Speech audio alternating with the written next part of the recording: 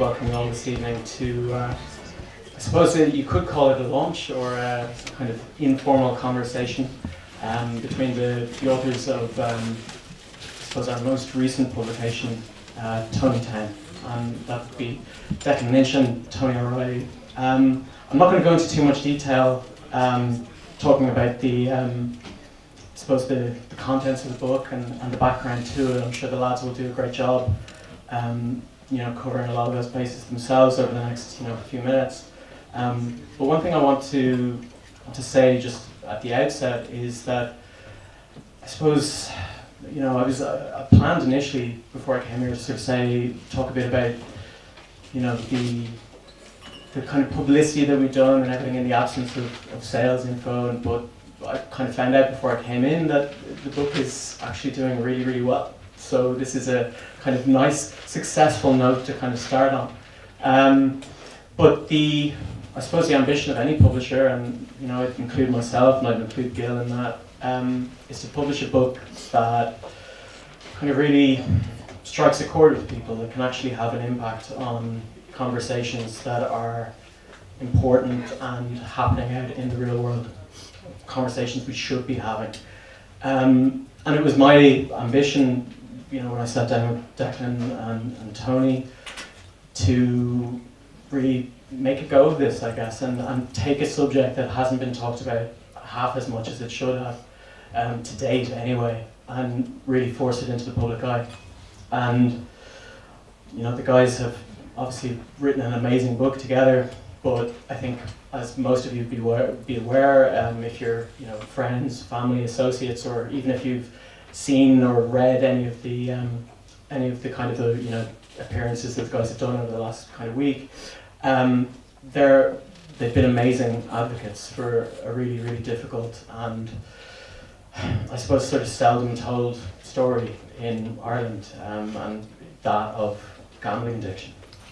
And it was kind of funny. It struck me yesterday. I was reading The Guardian, and they had an incredibly sort of shrill article on the front page, and it was about Jamie Carragher, and the title was, "The beautiful game is dead. Jamie Carragher spit on its grave." And it just kind of got me thinking that, like, a lot of what we associate with sport, is stuff like kind of tilts at the Grand Slam and amazing goals, and then every so often there's a big controversy as a result of somebody doing something really stupid in the public eye. One thing we don't talk about is the kind of architecture on which that entire sporting industry is built, where the money comes from. And I think that is blatantly apparent to anybody sitting down and watching, Sky Sports or whatever on a weekly basis. Gambling in sport is just ubiquitous now. You can't escape it. And it's there every single ad break. It's all over your phone. You can gamble 24/7 in wherever in the world you want to. And this is an industry built, some people will maintain they, like a flutter and all that kind of stuff, and only gamble occasionally. But there are massive kind of ethical grey areas and sort of psychological blind spots that the industry is just intent on ignoring. And it really takes people like Tony, people like Declan, to kind of put the various pieces together and strike a chord with people. And I just think it's been fantastic just watching the guys do their thing over the last week, promoting a fantastic book, and it's clearly struck a chord with people. I mean, the response that they've had to radio segments and little pieces of camera and stuff has just been absolutely amazing. So just to kind of get things started, I'm going to hand over to the guys now, but I'd really like it if you could just join me in a round of applause, I guess, to congratulate the guys.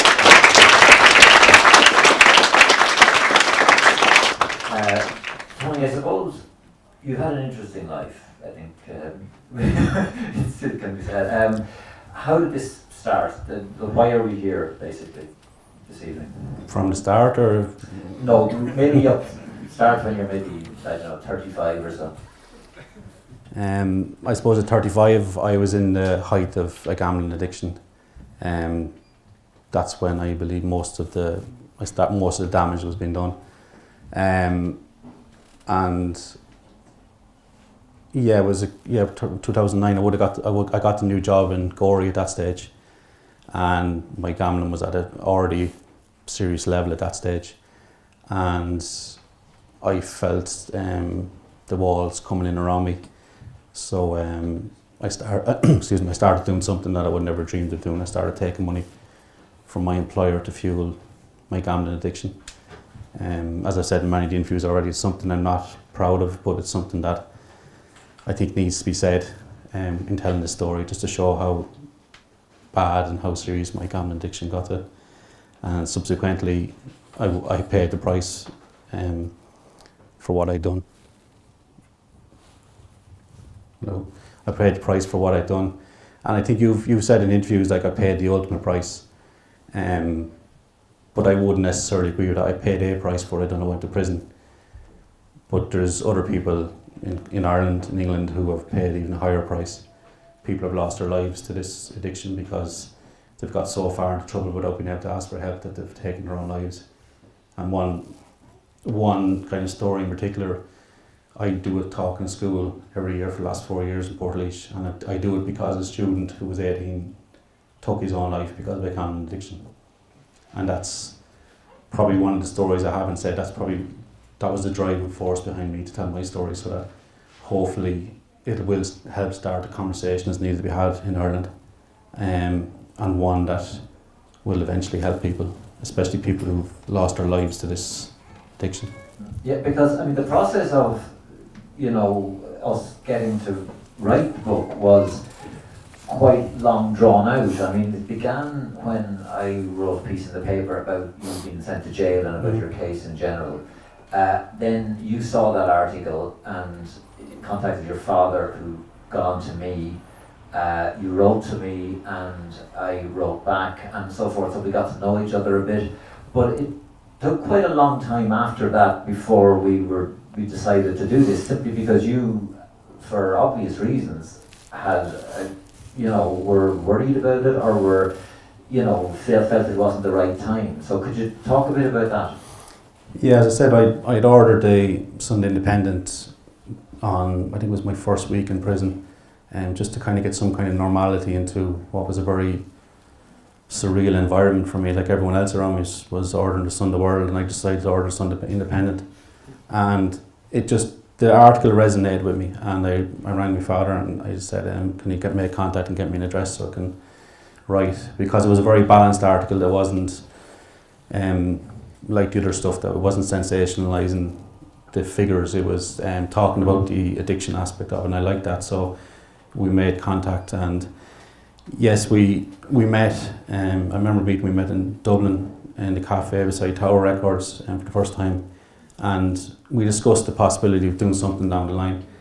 And then we were looking at another project, and at the time it didn't feel right. It didn't feel right for me at the time, and I kind of gave a commitment to that, and then I just had to pull back from it at the last minute.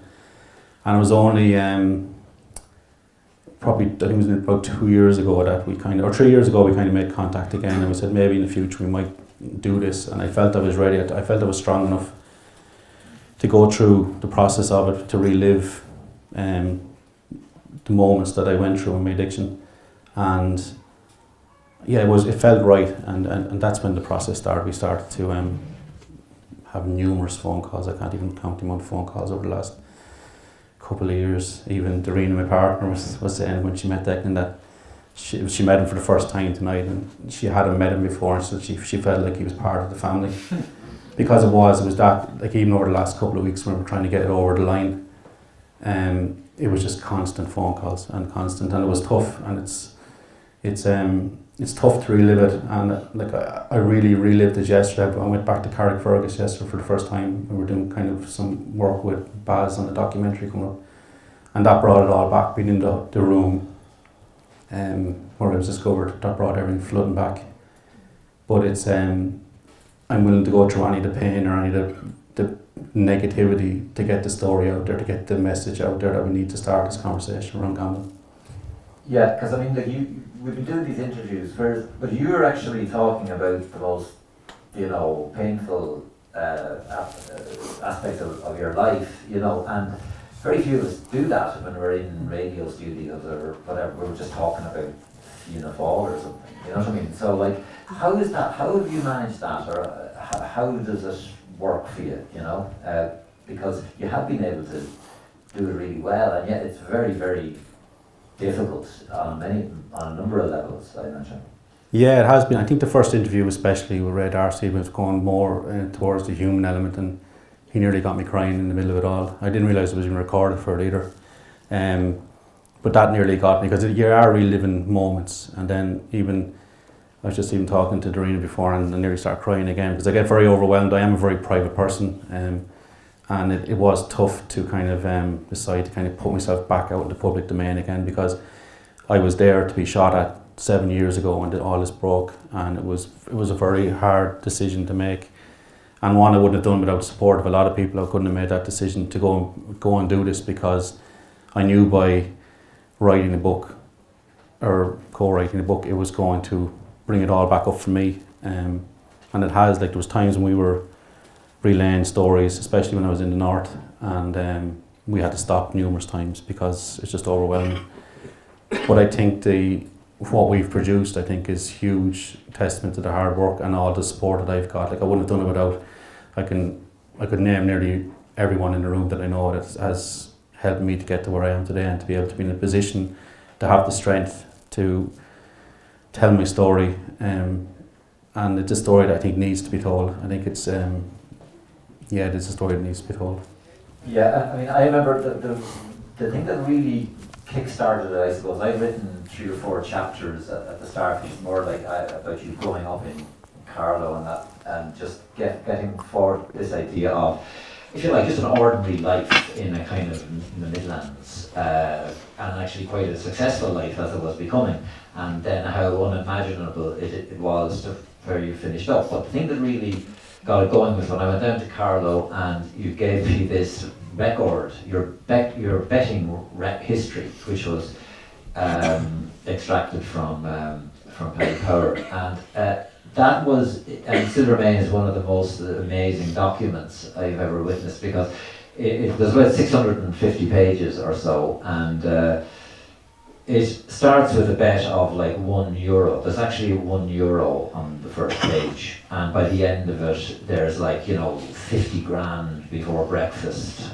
the unimaginable things. And if you go through it, you do actually forget that any one of these bets, you could have bought a new car for it or something. It's you forget almost, and you were obviously forgetting it as well in the process of it. You kind of almost in a literal sense lost your mind in that sense, right? So could you just describe just that at some point the amounts you were betting and the nature of the addiction?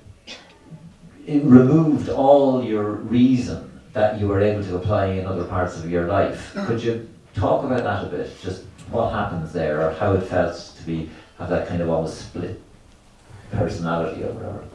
Yeah, I suppose it started off, as you say, relatively small, and then grew into something much larger, to the point where some of the bigger wins I had at the start, or some wins I had at the start, kind of that feeling I got from it. It was that, like, anyone who's kind of come through an addiction would kind of get that feeling that you just felt normal, you felt like you belonged, you got that confidence and that feeling of, for me, gambling was escapism from other problems in my life. But as I got further and further into it, it was that I was doing it more and more often to cope with life's stresses and the stresses of new jobs, marriage, and I just got further and further into it. We're at the point where I crossed that line where it became something that I was doing regularly to something that I was doing compulsively. And then there was a realisation early on in it when I'd taken about 8,000 at the time from An Post, and I kind of one of them moments that I knew I'd done wrong, and I scrambled to get the money. I got loaned to get the money, and with all the intentions of paying it back. And I got through that audit that time. That day I couldn't get the check in time, and the following morning I was sat there after getting through an audit with 8,000 check in my pocket, 8,000 that I had to put back in the safe. And I crossed over into that place where I could never come back, in that I just wanted to gamble to get the money to put it back in, but I wanted more. And from that, I think it just got more, because I then had to replace 16,000. The bets became more random, the bets became compulsive. It was the next available thing. A lot of the early bets, we touched on it in one of the interviews, a lot of the early bets, there was a bit of thought put behind it, a bit of reason, a bit of even calculating put into it, but at the end there was just 40, 50,000 bets on stuff like Azerbaijan under 17 basketball, Peru soccer, ladies Norwegian soccer team is the famous one from the court case, 40,000 on that. So it's like, it's that when you're again, I've said it in a few of the interviews, it's gambling is one addiction where you feel you can gamble your way out of a problem. You create a problem by gambling, but because of these wins, because of these successes you have, you truly believe you can gamble your way back out of a problem, whereas you can't drink your way back out of an alcohol problem or use drugs to get out of a drug problem. So I think that was, as I fell further into it, I think you described it as someone walking slowly into the sea. I just felt like everything was just closing in around me, and I had gone to the point of no return. I had to get to that rock bottom before I saw that it was actually a problem. I didn't even see it as a problem at the time, but looking back now, 7 years on, looking back at myself, of course I can see it was a problem, but at the time I couldn't see it at that, and I had to get to them levels. Yeah, it's interesting. Anytime you mention, the Azerbaijani under-17s, or these apparently insane things that you were betting on, people always will naturally kind of laugh at that, right? And I think it's kind of interesting. I mean, I remember seeing the first from your reports of your court case that everybody sees on the Norwegian ladies football team. And what people actually need to realise is that loads of people are betting on these things all the time, right? It's not unusual at all. It has not been. It has become really normal for this to happen, right? So, simply because they're available, and most people who are developing a gambling problem are only interested in what's on now. They're not going to say, I think I'll wait for the Masters next month to have a bet, So this is one of the things that I think is not realised how common it is, and so obviously when I see your betting history with these crazy things, my reaction is, God, that's a crazy thing. For you, this wasn't. It was just on now, and therefore you bet on it, and you would by no means be alone in this. I mean, as we speak around the world, because this is a global kind of addiction, if you like, multitudes are betting on these crazy things. Yeah, because the internet has opened up our own personal bookies in our pocket 24 hours a day, and these events are on a lot of time 22 or 3 hours of the day. So anyone who's at that point of gambling compulsively, they're gambling on the next available event. I even remember when at some stage there was no sporting events on, I was actually gambling on a virtual stock exchange on the internet, which was, the figure started off at 0.0001, and I was betting €1,000 at a time whether it would actually be above 0.0001 or below it. So that's the madness of it, because again it was that compulsivity to do it, that need to, for me it was always about trying to get the money back, trying to get the large amounts, get the bigger bets on so I could win this money back. Again, when I look back now, it's madness, of course, but when you're stuck in that moment, you don't see it as wrong. You don't see anything wrong with putting a year's wages on an event that you don't even know two of the teams that are playing in it. You just look at the odds, you look at how much you could win with it, but you never think about it. This is a week's wages. I remember even when I was arrested and questioned in Gorey Garda station, he was looking through the betting history, and he just said, like, at one stage you could have cleared your mortgage with this bet that you won. You could have cleared, I think I won $250,000 in one bet alone. And he said, you could have cleared your mortgage. I said, but that was my gambling money. I said, I wouldn't have even bought a dinner out of it. That was my gambling money. And I justified like that, you wouldn't spend it on anything else other than gambling. Yeah, I mean, over the years, before we decided for definite to write the book, we'd be talking about one thing and the other, and stories would come up, and which increasingly convinced me that I just, I had to write this, and we had to do this thing, and my main challenge was, how do I manage not to screw this up, because the material was so extraordinary. Like, for example, where you describe, there's two incidents involving driving. One where you got so addicted at a certain stage that in order to distract yourself from betting, from the ideas of betting, when you were driving to work, you'd be looking at a DVD player of Prison Break, playing Prison Break as you're on, kind of on the dashboard of the car, right? Just to try to, in a strange way, to keep you sane. Most people, but the other one was, of course, the big snow of 2010, when you had to be in the post office because you're in charge of the post office, but you've already stolen a lot of money at this stage. And in order to have some sense that you're in charge of things, or so that people won't find out what's happened, you feel you have to be there. And as a result, you get up out of bed at 5 o'clock in the morning in the snow of 2010 to drive 4 or 5 hours, whatever, to Gorey in those conditions that we witnessed over the last few days. It's you got there as well, amazingly, you know. So just the sheer stress. We talk a lot about stress in this society now, but the stresses that you must have been under at that point are mind-boggling. Huge stress. I probably faced, like I have now, redness the whole time. It was that I was bloated with stress. I was physically getting sick in the morning. I was, you know, I wrote it in my journal before. It was like if someone had their 2 hands on my head, and always that constant pressure in my head. And then sometimes it would be a bit lighter, but was always there. And you referred to the watching Prison Break on the dashboard of the car. That was before I could get that bet on in the morning to calm my head. My head was absolutely just racing.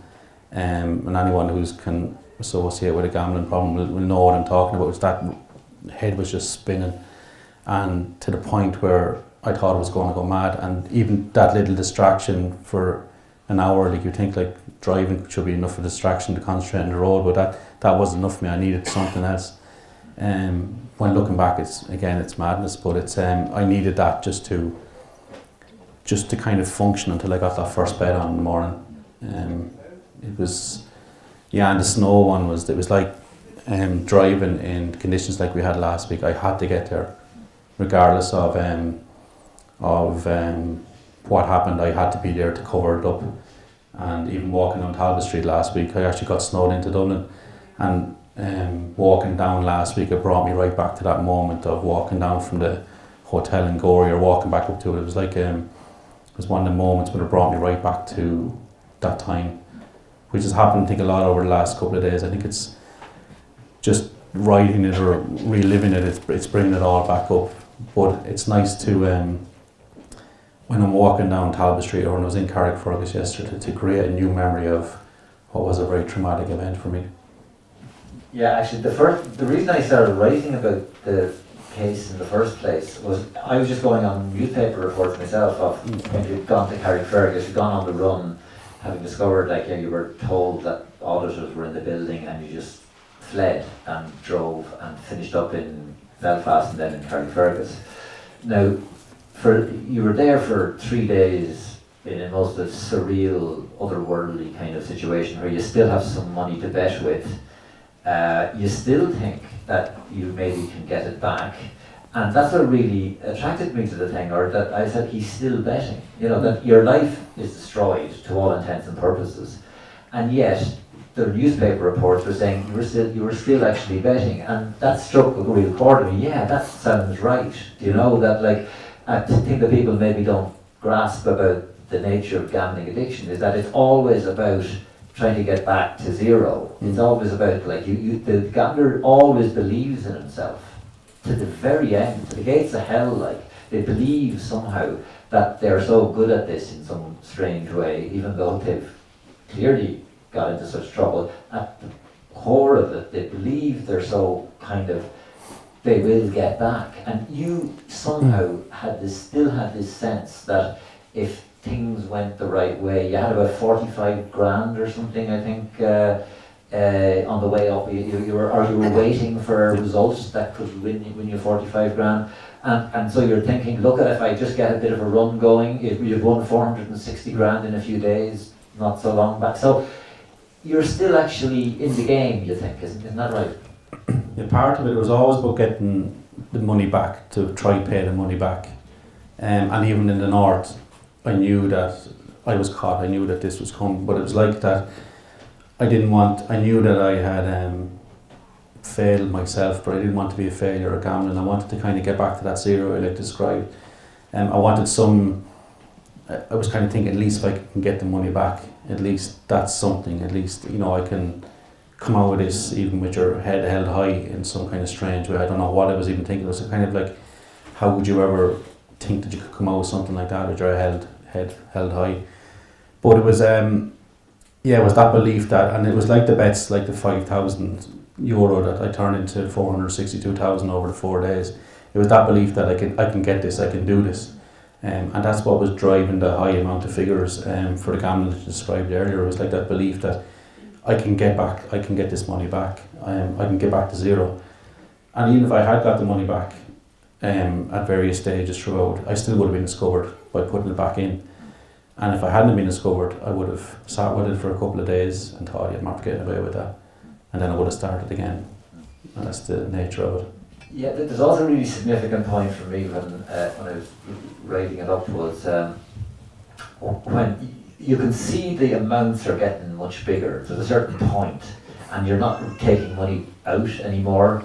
At the start, you're quite meticulous about if you win anything, you take quite a bit of it back onto your credit card or whatever. And now you're not taking anything out, and the amounts are getting bigger. And I was trying to figure out, I kept asking you at that time, was there anything that was going on? Were you distracted by anything? Were you sort of, there's some trauma going on, there's something, and you couldn't think of anything, and which suggests to me it was simply the energy. Online gambling itself has such a kind of an addictive power in its essence, if you like, that it creates its own kind. So you go from being a fairly astute punter, right, by general standards, as you say, having reasonable bets that require a bit of thought and planning, and suddenly it's something else, and you don't know how you got there, right? Except I would suggest, or it seemed to me, right, that like the what people tend not to look at is just the addictive power of the technology itself, of online gambling,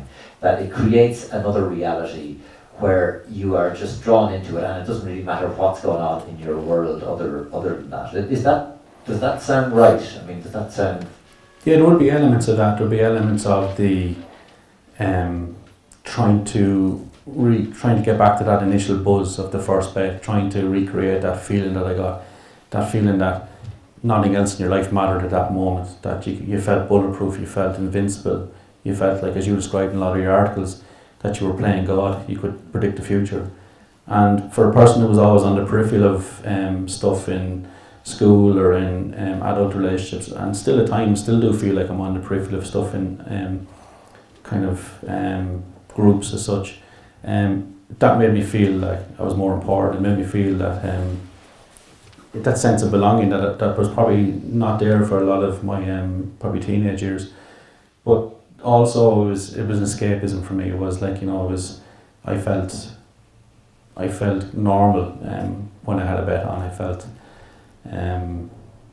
like everything was okay. I don't know if that kind of makes sense, but there was that energy then with the online. It was that energy. There was that adrenaline rush of, especially when you're watching the betting websites, especially Bet365, where you're watching, you have your bet on and you're watching it and running, and then suddenly the screen goes blank because something's after happening, and you get that sense of that rush, what's after happening.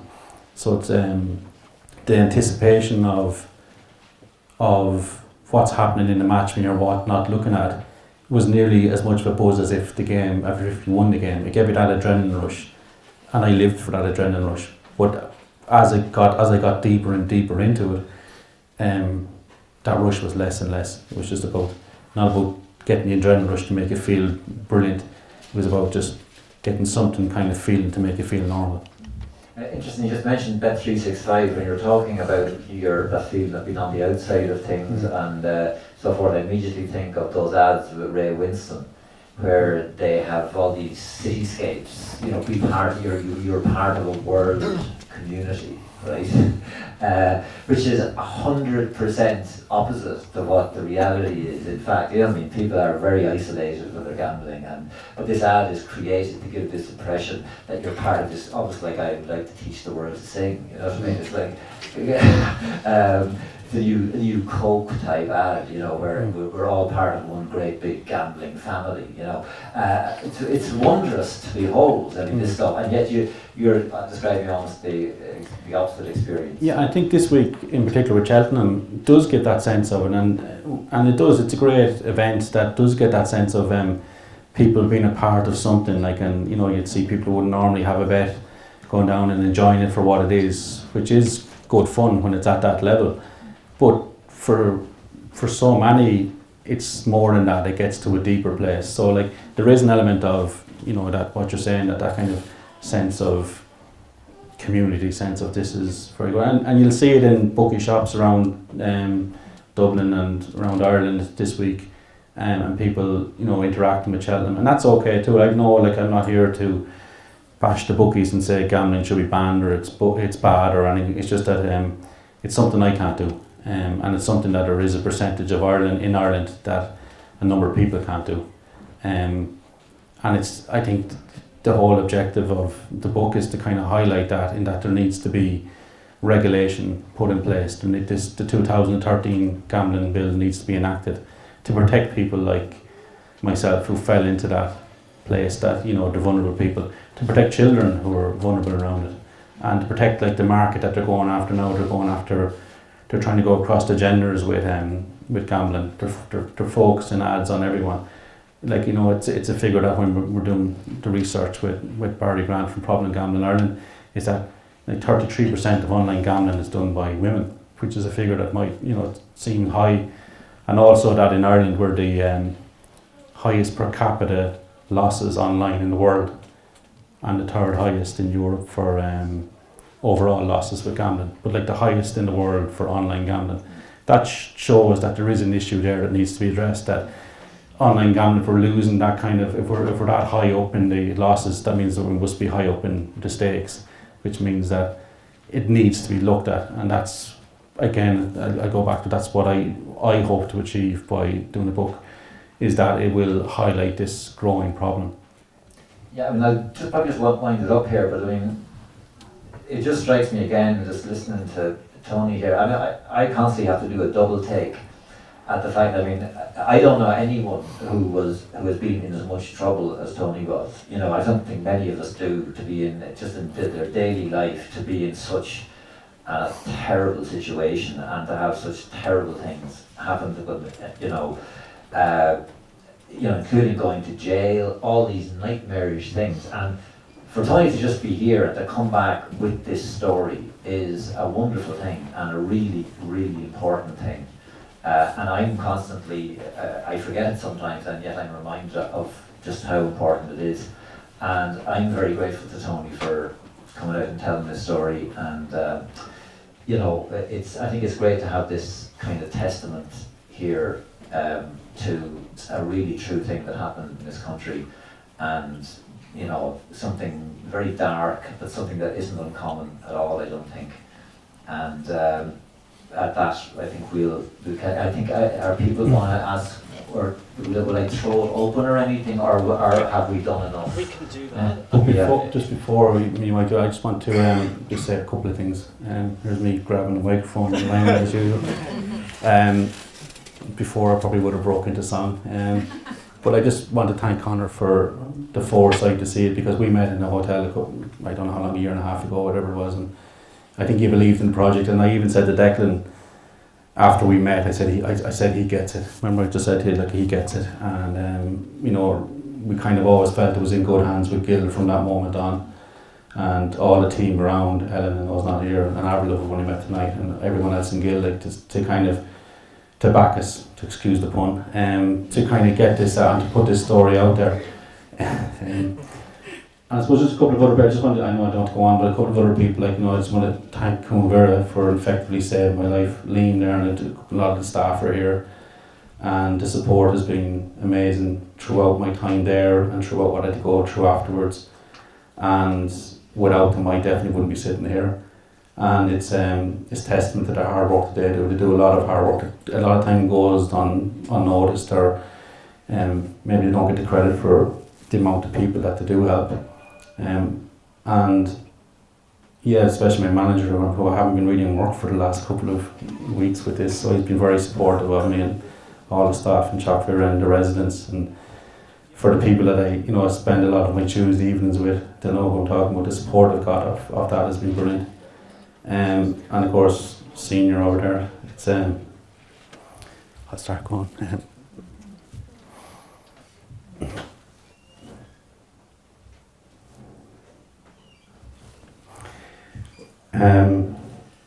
Like shoulder to shoulder doesn't even describe what that man done, and for that I'll always be grateful. And then my partner Lorena, who's been amazing. This wouldn't have been done without her, because I couldn't have done this without her total support, because I've been probably there in body but not in mind for a lot of time for the last 2 years, and without all them people, I'm probably forgetting a lot of people, but without that I wouldn't be standing here or sitting here, and the book wouldn't have been done. So I just want to thank everyone who I haven't mentioned, and thank everyone who I have, and thanks.